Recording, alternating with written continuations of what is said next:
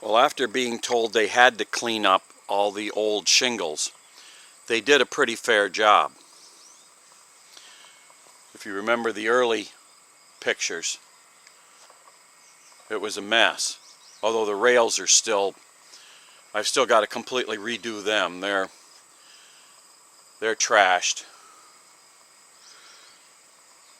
So I was walking around. I was going to take a look at the other side of the house because I asked them, do you have a magnetic sweeper to pick up nails? And they said yes.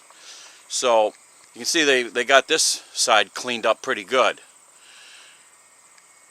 But as I was walking along, what do I see but a nail?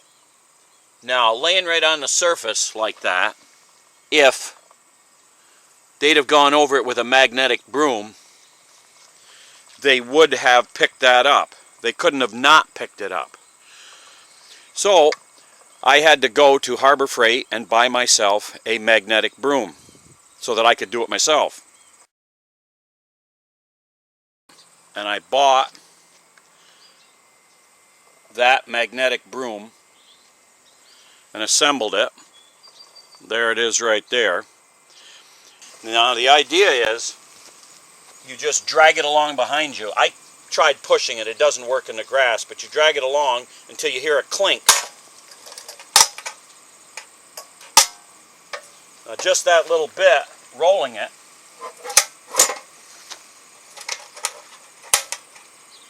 I just picked up 3 nails.